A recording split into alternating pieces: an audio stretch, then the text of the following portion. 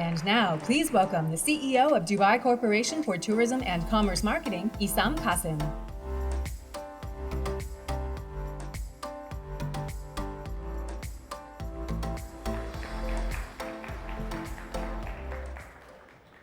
Good morning.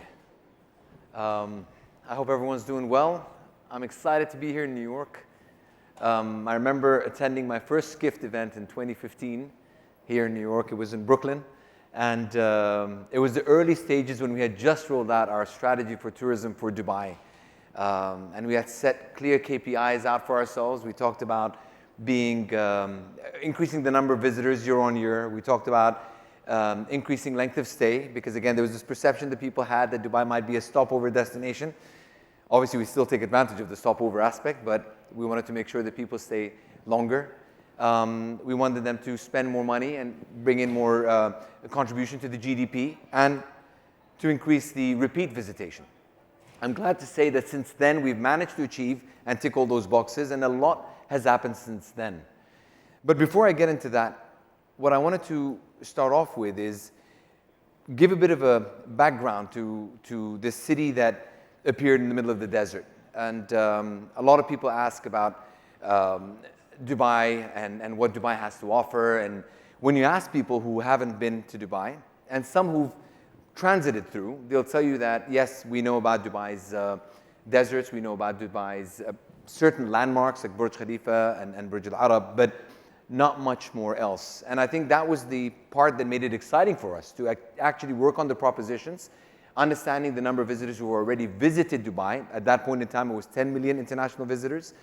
And to really understand what is it that they enjoy about Dubai, what brings them back again and again. And even before then, if I just go back to when this whole journey started, right? Dubai, I don't know if many of you are aware of this, but Dubai doesn't have oil, or we don't rely on oil as a city, right?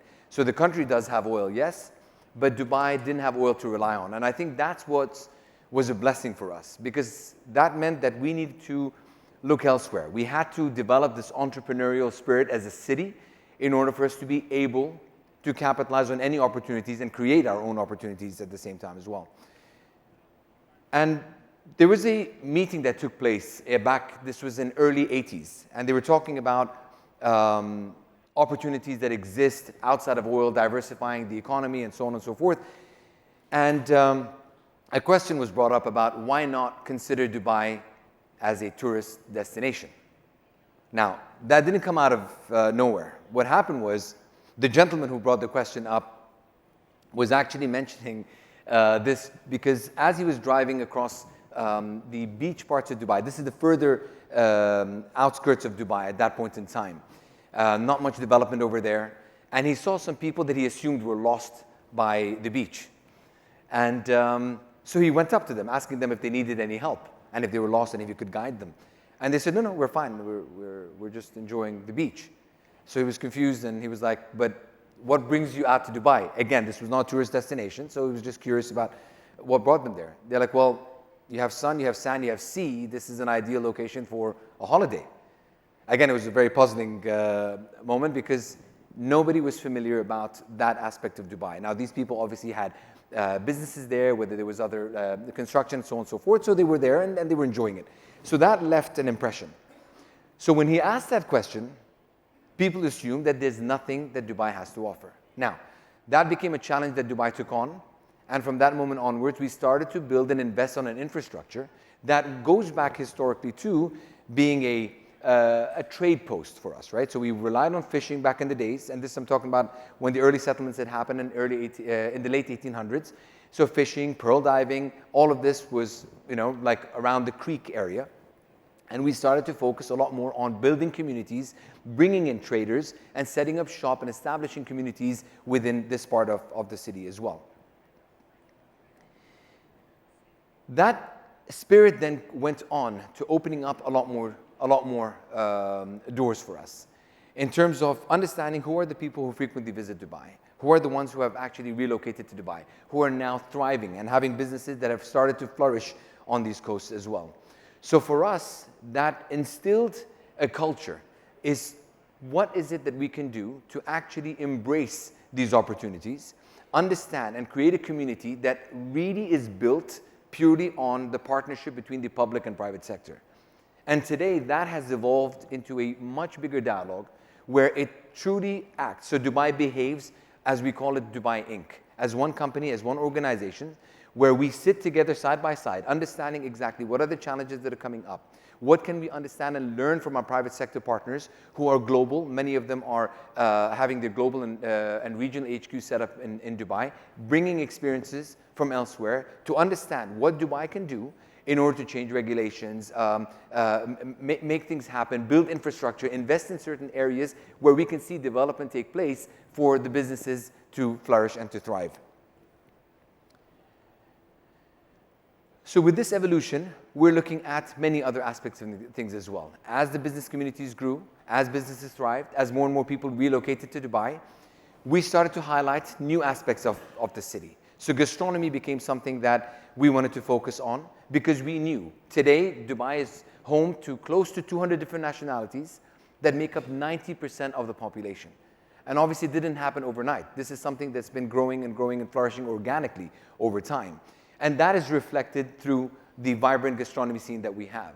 And I remember dialogues that we were having with many of the publications, whether it's Michelin or the Top 50 Guide and so on and so forth. They weren't necessarily aware that Dubai is ready for them to come in and to highlight the gastronomy scene. But very quickly, we've managed now to have the 3rd edition of Michelin already out in Dubai. We have 106 restaurants already listed. We have so many homegrown concepts that today are being exported globally as well. So there's a lot that's happening on that front. We also have the arts and culture scene, again, celebrating and reflecting the variety of different cultures and backgrounds that live, thrive, and celebrate Dubai as well. Adventure and outdoors. A lot of people, again, knew about the skyscrapers of Dubai, knew about the different cities and destinations of Dubai that are new, but they don't necessarily know about the cultural offerings of Dubai. They don't know about the historical districts and the museums that live within Dubai. Today, those museums were the same places that I used to visit growing up because my grandparents used to live there. So these neighborhoods are lesser known. And what's also more important is a lot of these experiences can be had at amazing budgets as well. So people always assume that Dubai is an expensive destination, but it's not. Yes, it is for those who are looking for that, but there's a lot more that Dubai has to offer. So in order to do that, there's a lot of things that have also happened over time. So as the destination matures, it's not just about attracting people in, but it's really creating something that goes beyond that. So we have really focused now, and a switch has happened. So as I mentioned, my 4 KPIs when we launched the strategy, now we've added 2 more things. What we've done is over time, post-COVID, we've merged the Department of Tourism with the Department of Economy. So not only are we looking at bringing tourists in, right? So when I mentioned transit earlier, transit was one key hook. For at least if somebody hasn't considered Dubai, they're connecting via Dubai, so let them come in and experience it and explore it for the first time. And we know and we're confident that we can then bring them back again for a stopover destination, eventually as a point-to-point destination, and then the repeat. Today, 25% of the visitors that come to Dubai, and last year we again broke our own record. We had 17.2 million international tourists who visited Dubai. 25% of them are repeat visitors, and by repeat, I mean come back within 12 months. And again, the catchment of audience around Dubai, within one-third of the world's population live within a 4-hour radius, and 2/3 within an 8-hour flight radius. So the frequency of visits, removing barriers, changing visa policies to encourage them to come back again and again helps us with all of this. But over that time, now we're also focusing on, since the merger, is for Dubai to become the best city to work in and the best city to live in. And as part of that is also focusing on many new initiatives. One of them is talking about sustainability. So we've launched a Dubai Can initiative some time back, and the idea was to remove the single-use plastic usage within the city. And that has really helped reduce the footprint from that perspective as well. We've also looked at launching something called the Dubai Sustainable Tourism Stamp. And this was to slowly but surely encourage the hospitality sector to slowly adjust and adapt themselves to become better within this space as well. And then we recognize them and reward them for doing so. And of course, at the same time, making sure that we're changing the requirements and the regulations when new buildings are being constructed to cater to this as well. We also looked at a new project called the Dubai Reef project. And this is, again, instilling new modules within the city as well to increase the marine life, not just from a tourism perspective, but more importantly, to focus on creating an ecosystem where it can also help the industry and the fishermen and so on. Then what we did is, over the past few years, we've leveraged celebrities, KOLs, and influencers to really focus and bring the attention as to what's happening in Dubai. We launched many campaigns around that. But today, what we've done is we've actually started to shift away and started to look at all of the different communities and different cultures that live and thrive in Dubai, and using them and genuine people, real families, to talk about their experience of Dubai and why is Dubai home to them. The other thing, of course, is breaking down barriers. So changing perception, talking about accessibility of Dubai that sits across all budgets. So yes, even though Dubai was known for luxury, what we've also done is over time is change that and made sure that people realize that Dubai can also be an affordable luxury. So I always tell people that if you come and experience a 3-star hotel in Dubai, I guarantee you that it can actually compete with many 5 stars around the world as well. Not from a price perspective, but from an experience perspective. And these hotels, you can stay for less than $100 within these hotels as well. Key locations, amazing amenities, beautiful hotels, beautiful facilities, all within reach. The other thing we also talked about is accessible to all people. Yes, we're making sure that we're looking at visa policy, changing them, making it easier, making sure that we're working with all the airlines, attracting all of the tourists from all around the world into Dubai. But more importantly, we're talking about being accessible to all. And what I'm proud to say is that we're on track to become the first certified autism destination in the Eastern Hemisphere. All of this, of course, is built on a backbone of safety and security. If we did not have this focus as a paramount importance, we wouldn't have been able to create a destination that we have over the past few years. We always joke about this, again, in Dubai, when we talk about people being able to genuinely lose themselves in Dubai and explore every single neighborhood and alleyway without even being concerned about their safety for a second. And more importantly, for the business community, for the students who live in Dubai, they know that they can actually leave their belongings, whether it's computers or whatever it is, and go off, take a phone call, come back a few hours later, and everything is where it is. Things we take for granted, but these are the things that are genuinely more and more of the reasons why more and more people are relocating to Dubai today.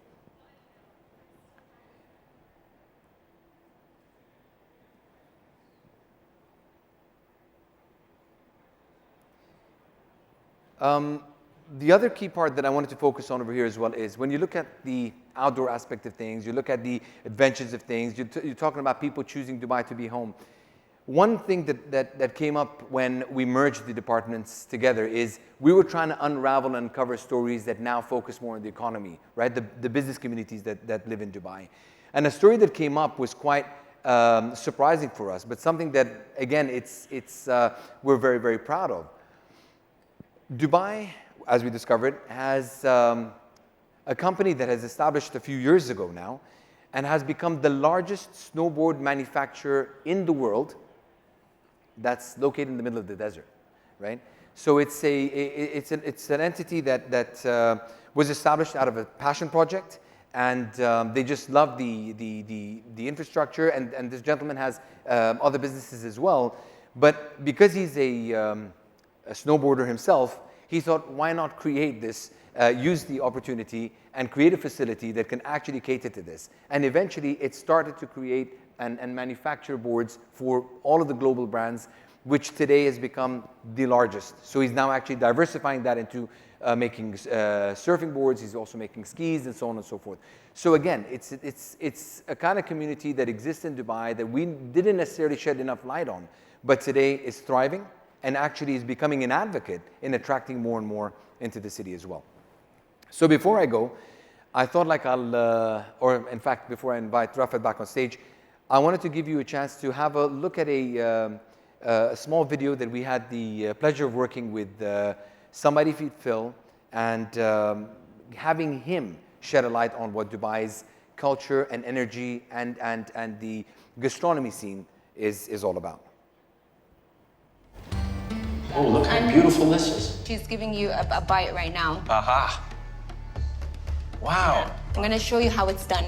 Because you need to eat it the right way to experience all the flavors. Got it. Then get the bread that's next to you. Choose also from this. Yeah, so this. I'm gonna do whatever you say. Yeah. Do you like onions? Yeah. Okay, amazing. One bite? Yeah. Go ahead, don't. So good.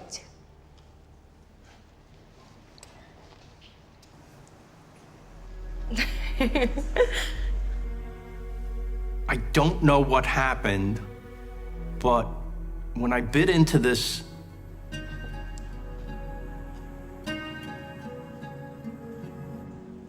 Where is it taking you? there are some moments that are transporting. And I'm not just saying to another land like Dubai, I'm saying to another time and place and human being.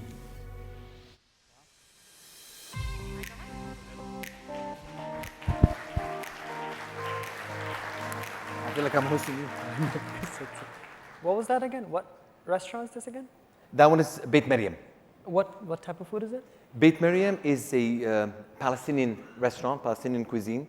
And what was brilliant is, so I have to give you a bit of background on this one. So when we met Phil and the team, we were trying to convince him to come and explore the food scene in Dubai. And he was familiar with Dubai, but again, he had a lot of misconceptions about the destination. So we met with him, and he was kind enough for to give us time, and we explored the different opportunities. And we said, listen, just come to Dubai, experience it firsthand, and then decide whether or not Dubai is for you.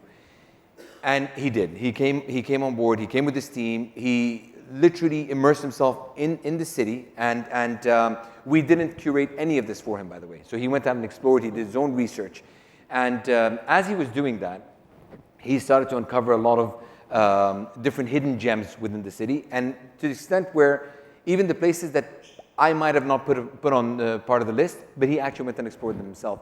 And I definitely recommend whoever hasn't seen the episode, please do, because you'll get an understanding a lot more of, it's not just the food, but it's the people, it's the stories that come out through exploring it with that open mind kind of an approach. So it was actually quite a good one. Great.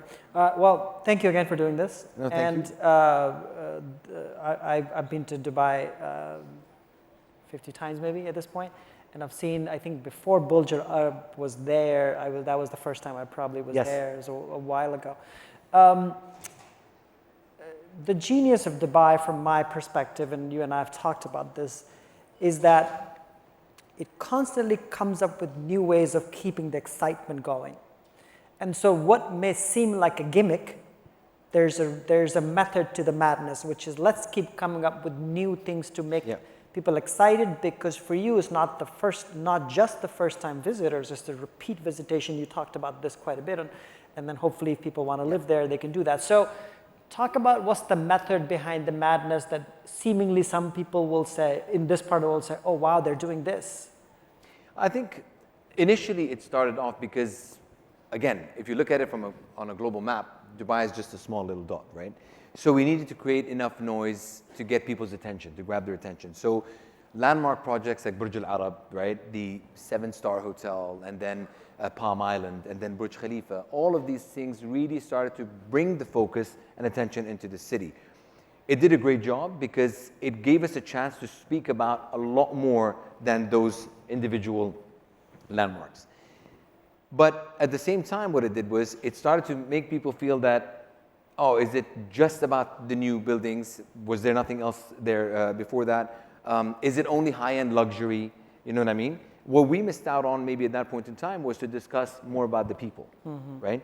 And again, unfortunately, when you're so close to something, you take it for granted. Right. And only when people started visiting and we started to have those conversations, that dialogue, when we put our strategy out in place, we started to realize these little gems started to stand out, especially the part about the different nationalities, the different cultures, the different religions that have chosen Dubai to be home, that are thriving there. They've been there for 2 generations now, right? And if we just shed the light on the people, all of a sudden Dubai becomes a completely different proposition. Yeah. And that has that soul, because it used to really irritate me when people say like, Dubai is beautiful, but it lacks a soul. And I never got it until... Well, the phrase artificial city, like, Yes. or like instantaneous city, whatever, it comes Yes. up as well. Yeah. Do you absolutely. care? I did a lot more back then. I don't as much now, because the city is speaking to the people now, right? And we saw this a lot more post-COVID. So a lot of the work that we did, a lot of the groundwork that was done, it really generated enough of that warm momentum where people started to focus on Dubai for all the right reasons. And since then, we've taken full advantage of what I mentioned earlier, the private-public partnership, Right. to really create an infrastructure that we leveraged. And today, we've become the #1 city based on Remitly for remote working. And based on Savile as well, we've become the #1 city for people to relocate to, yeah. right? To take full advantage of Dubai's location, Dubai's ease of doing business, but also the livability, the safety, the security aspect of it as well. In terms of you talked about perceptions of being luxury, bling bling stuff. Yes. From your marketing perspective, do you think about it from a global level or then a regional level to sort of clear those misconceptions? To be frank, the regional ones we're less concerned with, right? So as I said, if you look at the... So India is the #1 market. Yes, it is. All across the spectrum. Yes. Indians come in all stripes in terms of economic power. Absolutely. And for us, that radius, the 1/3 of the world's population radius, the 4-hour radius, they know Dubai inside out. In fact, even in India, whenever I'm there with our partners, they always mention that Dubai is just another city for Indians, right? Like a city within India. That's how familiar they are with the culture. That's how familiar we are with Bollywood and leveraging Shah Rukh Khan and others to really bring that message out there. So for us, the perception around our region is not an issue. that much of an issue. It's the depth. Because again, there's so much that's changing and evolving constantly in Dubai, right? That we want to make sure that we are focusing and giving the right amount of attention to the new, but we don't do it at the cost of the old as well. So that depth of offering becomes very familiar. It becomes more of an issue when you go to 8 hours. So even if you go to the 8-hour radius, you still have markets that frequently visit Dubai, but they don't necessarily, the ones who haven't been there, don't necessarily know why the others are visiting. Sure. And that's the bridge that we need to build. One quick last question. You've obviously leaned on celebrities quite a bit. Do you need them at this point? At this point, I think it's changed quite a bit. So we have a lot of celebrities who frequently visit Dubai, right? Athletes, actors, and so on and so forth, whether it's for a holiday break, whether it's for business opportunities. So we're not relying on them the same way we did in the past. It's not about them raising the awareness to Dubai at all. But if we do get a chance to work with them where they're genuinely showing their organic experience. So let me answer you a different way. We do not seek celebrities who have never been to Dubai and try to then use them to push to destination. Right. The celebrities that we work with are people who genuinely love Dubai and they've already bought into the whole And story Shah of Rukh Khan Dubai. has a house, I think, in Dubai 100%. as well. Yeah. So Shah Rukh Khan has been frequently visiting Dubai for over 10, 12, 15 years now, right? He's got property there. It's his home away from home. And many other celebrities, even from Hollywood, who see Dubai as a frequent destination for themselves, right? Interesting, yeah. I mean, we're lucky enough to have Will Smith, even for the launch of the last Bad Boys. He said like his two favorite cities in the world is Miami, and he shot the movie there, and then he premiered in Dubai, which is his second favorite city, right? So we genuinely have a lot of people who see Dubai that way. So for us right now, it's focusing on the people. That's why our campaign focuses more on the different communities. So we have a campaign for Los Angeles, a campaign for New York, and we have real New Yorkers talking about why Dubai is home. Why Dubai is home. Well, speaking of which, in about 6 weeks maybe, we can meet again in Dubai. We're doing a Skift Global Forum East in Dubai. We work with Dubai Tourism as our partner for it as well. So if you haven't been to Dubai, this would be, and I'm saying this truly, if you haven't been to Dubai, he's the guy to ask like the internal stuff, and he will really hook you up in so many great ways all across the spectrum as well. So thank you, Issam. Thank you for coming all the way. Thank you so much. Appreciate it.